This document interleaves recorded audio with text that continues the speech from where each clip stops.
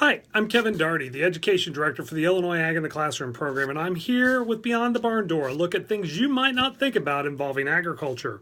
And as we head into the weeks before Christmas, we're going to talk a little bit about specialty crops and how Christmas has to do with agriculture. First off, you've got to realize a number of specialty crops play an important role in our Christmas traditions, and those specialty farmers only have 6 weeks to market their products.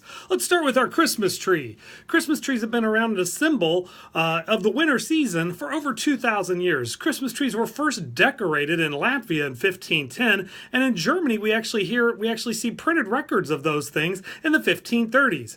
Here's an important role. 98% of all fresh cut Christmas trees are grown on a farm in the United States, meaning only 2% actually traipse off to the North Woods to find their Christmas trees. Over 20 million real Christmas trees are cut and sold each year, and there are 1,500 acres of fresh cut Christmas trees planted each year in Illinois.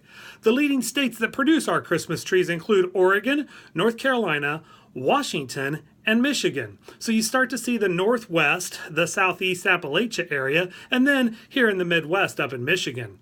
Another important thing are our poinsettias. Our poinsettias go back to Mexico. They are a flower native to Mexico. And in the 1820s and 1830s, Dr. Joel Robert Poinsett was an ambassador to Mexico. He was also a botanist, and he saw these beautiful plants blooming. However, they were shrubs, and they grew 8 to 10 foot tall. He sent samples back, and that's what became of them. It wasn't until the 1950s, though, that they really became popular as we made them smaller, and we concentrated the efforts to get them to turn their beautiful red or other colors.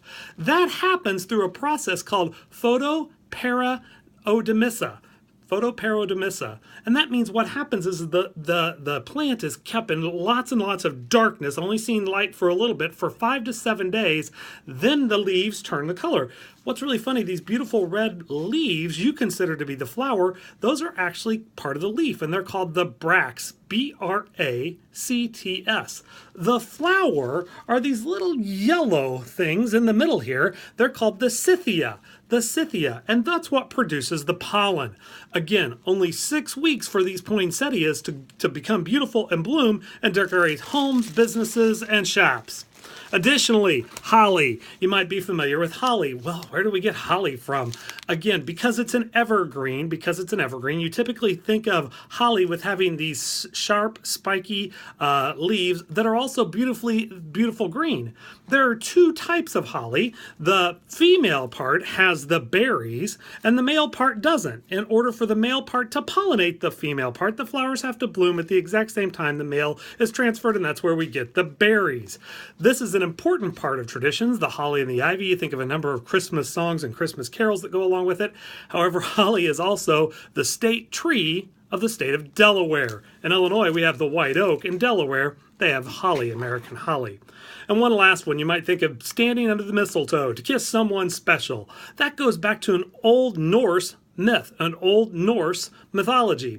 The green and the white that happened remained evergreen as oak trees lost their leaves. So we had the brown leaves on the oak trees falling off in the fall, and this green and white mistletoe happened. Where does the word mistletoe come from? In the Anglo-Saxon word, the word mistle means dung. Ask your teacher what dung is.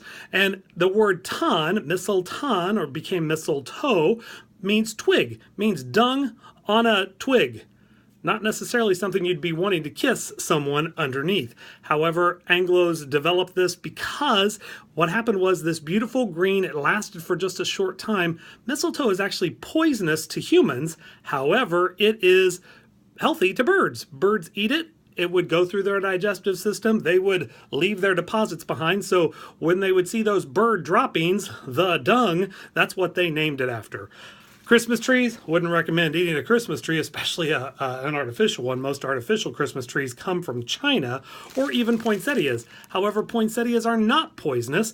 They say the average 50-pound child would have to eat 500 leaves in order for them to be sick. However, they just don't taste very good. That's how you can be involved in agriculture as you think about Christmas and Christmas traditions. Join us next week. We'll talk a little bit more. We'll see you then.